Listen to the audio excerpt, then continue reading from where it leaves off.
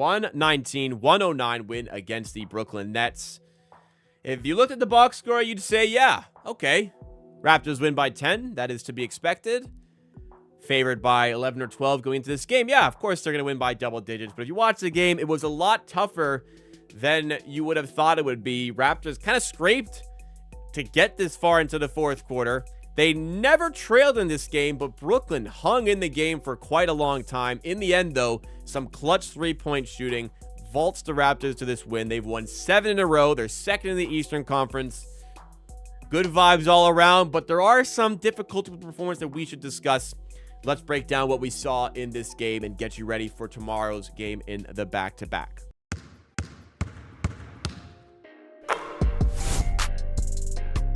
$10-point win, like I said. You know, you could have just not watched the game. You could have flicked open the Score app, ESPN app, whatever, and seen 119-109. Great.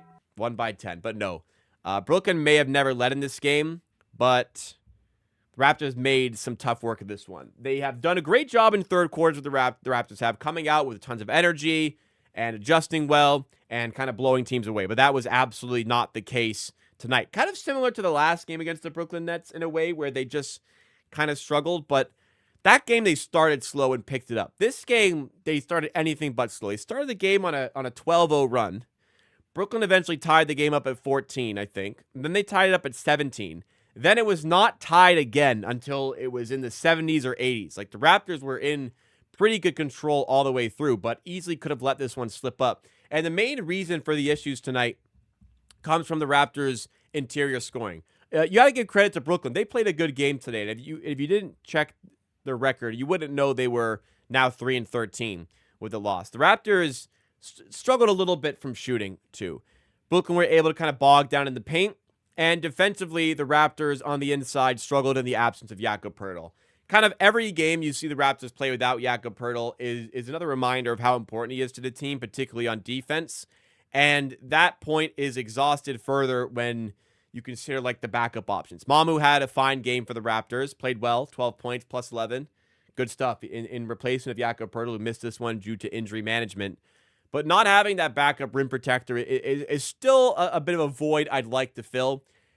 I don't know where that void can be filled or how it can be filled, but it's just another showcase of that being missing.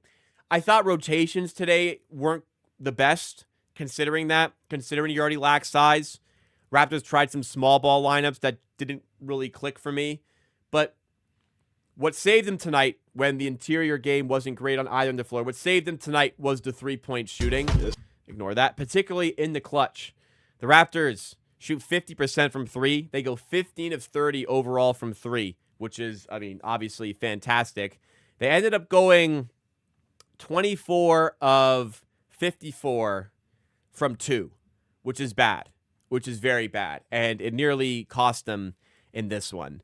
In a game without Poeltl, where you don't have that kind of interior threat for some easy buckets, and a game where you lose R.J. Barrett to injury in the third quarter, you needed some guys to step up. Ingram didn't have a great game. Quickly didn't have a great game, but Quickly was able to make up for a little bit with his clutch play. Had 2 threes very late to give the Raptors a big lead, kind of propel them to a 10-0 run. He ended the game 4 of 11, 3 of 6 from 3. Again, a little bit masked by that late flurry, but clutch, and we'll take it. Quickly coming through in the big moments. Not Ingram's best, 6 of 18. Had a bigger impact in the clutch at the very least. Barnes, it just felt like it wasn't his typical involvement on offense. 17-7-4 is good. 2 steals and 4 blocks is also great. I don't know. Like, the fact that Barnes can kind of fly under the radar and put a stat line up like that is a good sign, because it was great, and he had a big stop late. RJ, like I said, exited the game a little bit earlier on in the third quarter with a knee sprain. Didn't look great, landed awkwardly, non-contact injury. I'm going to assume he'll be out tomorrow against the Cavs. That is going to definitely be a miss for the Raptors. Mamu fared well in the absence of Poeltl. 12 points, plus 11. Ingram was plus 13 despite his shooting woes tonight. The bench minutes, not as strong as normal, but there was some good performances in there. Abaji was okay. He's been bad this season, so maybe a bit of a step in the right direction. Murray Boyles couldn't affect the game too much. I would have liked to see him in some more double big lineups with Mamu, to be honest. Shed was diming. He was fantastic today. 9 of 11 from the line, which is awesome. Only 1 of 4 from the field, but 9 assists is terrific. He was diming, making some unreal passes. Walter with his best statistical night of the season, 16.6 of 7. Grady Dick, again, not putting up like crazy numbers. 12 is good. 2 of 4 from 3 is good. But the Raptors continue to win the Grady Dick minutes, highlighting his importance to the team with the floor spacing. I wonder tomorrow how the Raptors will manage it. I wonder against the Cavaliers how the Raptors are going to manage the starting five. I don't think RJ Barrett will play. Pirtle will be back. He only missed this game due to rest. But I don't know how they're going to handle the Barrett injury. They could go to Grady Dick. I could see that.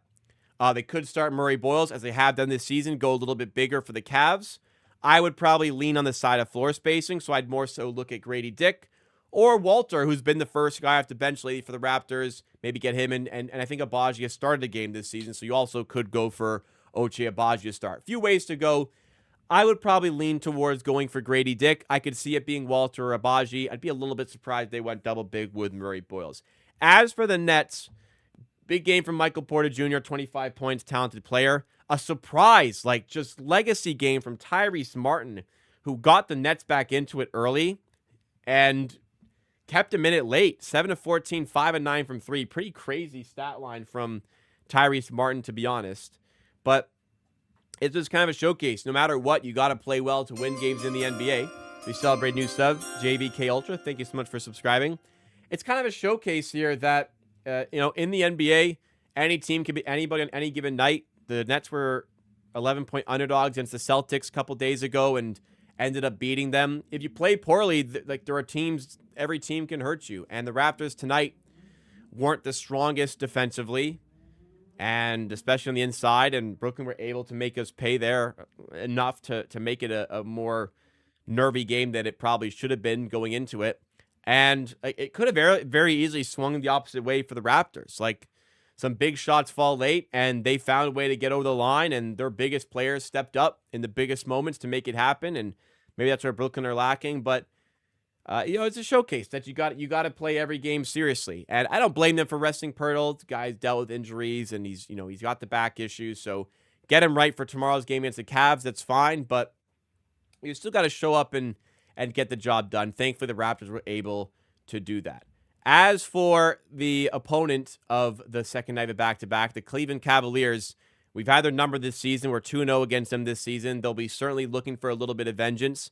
They've just come off of a 120-105 win against the LA Clippers, who have been horrendous this season. They're now 5-12 overall on the season. Big night from Donovan Mitchell was 37.